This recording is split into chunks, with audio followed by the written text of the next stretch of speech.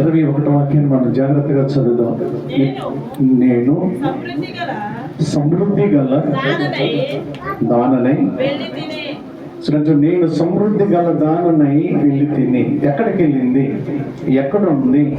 ఎక్కడున్నప్పుడు సమృద్ధిగా ఉన్నది? మీరు జాగ్రత్తగా వినాలి. నేటి క్రైస్తవ జనాంగమైన విశ్వాసులారా, ఏదో క్యాజువల్గా వచ్చి వెళ్ళిపోతాం కాదు, మీరు బాగా వినాలి. ఇక్కడ అంటున్నమాట, నయోమి మనకు మంచి ఒక సాక్షిగా ఉన్నది. నయోమి మనకు విధమైన మన దృఢ సంకల్పం కలిగిన ఒక స్త్రీగా మనల్ని బలపరుస్తూ ఉన్నది.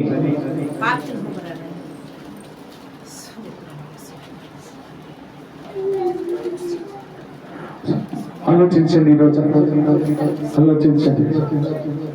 ఈ రోజున మనం నయములు కొన్ని గుణలక్షణాలు నీలో ఉన్నాయా? పోగొట్టుకున్నావా? నయం అంటే నేను సమృద్ధి గలదానని ప్రజల్లో ఒకరి సంగతి నాకు అనవసరం, ఒకరి విషయం నాకు అనవసరం, నాది నేను చూసుకుంటున్నా. నేను పోగొట్టుకున్నానో పోగొట్టుకోలేదో నా అంతరాత్మ తెలుసని నయోమి చక్కగా ప్రలాపించి మాట్లాడుతున్నది. నేను సమృద్ధి గల దాననై వెళ్ళి తిని యెహోవా నన్ను రిక్తురాలిగా చేశాను. ఈరోజు మనం జ్ఞాపకం చేసుకున్నాం. దేవుని సన్నిధిలో ప్రభు మందిరంలో మనం ఉన్నాం. దేవుని బిడ్డలారా, పోగొట్టుకుంటున్నాం మనం. దేవుడి నేను దీవించి బహుగా ఎత్తుపెడితే, దేవుడిని పట్ల కలిగిన యొక్క ప్రేమను బట్టి నేను ఆస్వాదిస్తే, దేవుడిని పట్ల కలిగిన యొక్క ప్రేమ అపేక్ష బట్టి నేను దీవించి నేను సంపన్నుడుగా గనుడుగా చేస్తే, నువ్వేం చేసుకున్నావంటే నీ స్వంత ఆలోచనలు బట్టి, నీ సొంత కలిగిన ఆలోచనలు బట్టి నేను చేస్తున్నాను పోగొట్టుకుంటున్నామేమో అనేది ఈ రోజున స్వపరీక్ష చేసుకోవాలి. ఎక్కడుందామే? బెత్లెహేములో ఉన్నది. బెత్లెహేము అనగా సమృద్ధి కలిగిన రొట్టెల స్థలము.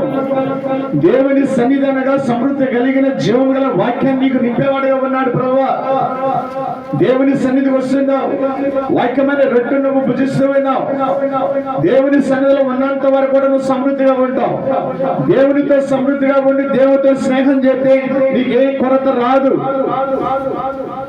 ఈ నయోమి మాట్లాడుతున్న విషయం ఏంటంటే, నన్ను దేవుడు బహుగా దీవిస్తే నేను చేస్తానంటే నా చేతులారే నేను నాశనం చేస్తున్నా. ఎక్కడికి వెళ్ళిందంటే ఆమె మోయాబు దేశానికి వెళ్ళింది.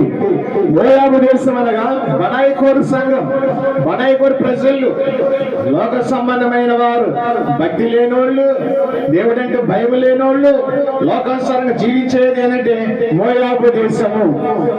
బెత్లెహేము అనగా దేవునితో సహవాసం కలిగిన సమృద్ధి కలిగిన ఆనంద